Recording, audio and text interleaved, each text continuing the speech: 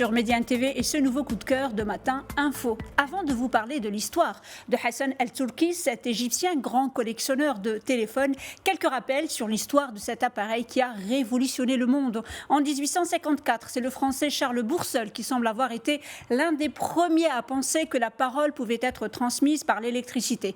Puis en 1860, c'est Johann Philipp Reis qui met au point un appareil qu'il baptise et qui permet, bien que très imparfaitement, de transmettre à distance les sons et la voix. Quelques années plus tard, en 1871, l'Italien Antonio Meucci est le premier à déposer le brevet de l'invention du téléphone. N'ayant pas les moyens financiers de le prolonger, il le laisse expirer. Et en 1874, c'est un certain Graham Bell qui le dépose à son tour en 1876. Il proposera en juin de la même année la première démonstration publique de ce petit instrument à l'occasion de l'exposition universelle de Philadelphie. Un siècle plus tard, et précisément en 1973, c'est l'invention du téléphone portable par Martin Cooper.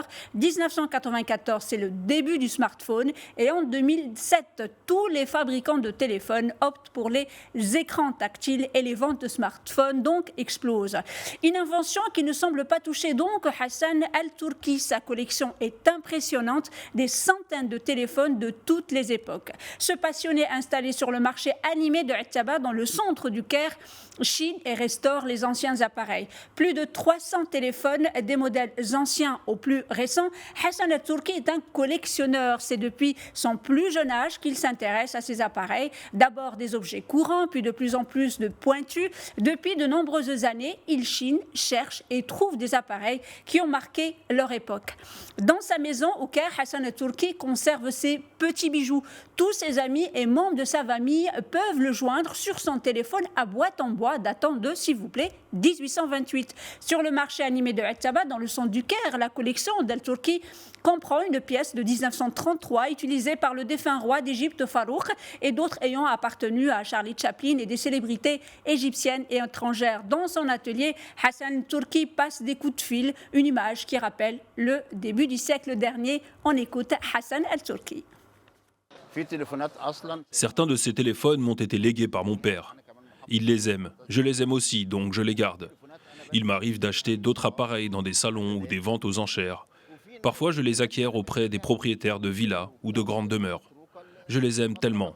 Certains, je les garde pour moi et mes enfants en profiteront. L'histoire de la téléphonie n'a donc pas de secret pour Hassan El-Turki.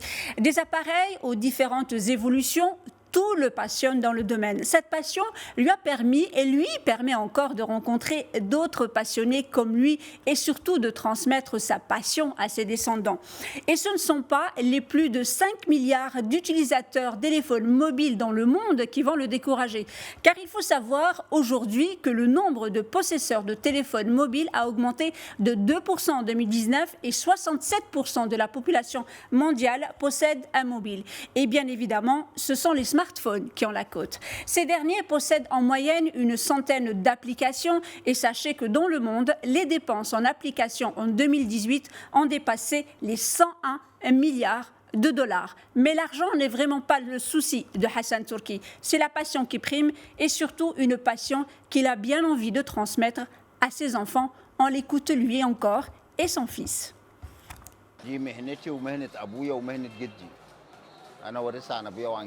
Réparer les vieux téléphones, c'est mon métier. C'est celui de mon père et de mon grand-père. Je l'ai hérité d'eux. J'aime ça et c'est ce que je sais faire. J'aurais pu m'intéresser au marché des téléphones portables et louer ce magasin pour me rapporter 20 000 livres égyptiennes par mois. Mais c'est mon travail et j'en suis satisfait, même si cela me rapporte 4 fois moins. Parce que ce n'est pas une question d'argent. Je ne peux pas abandonner la chose à laquelle je suis attaché et que j'ai tant aimé en grandissant.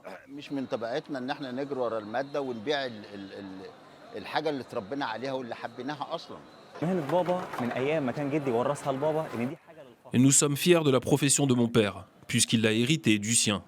Ce patrimoine nous appartient et c'est notre fierté. C'est ce que notre père nous a toujours inculqué. Comme vous pouvez le voir, les téléphones ici sont tous très vieux et anciens. C'est tout simplement de l'histoire.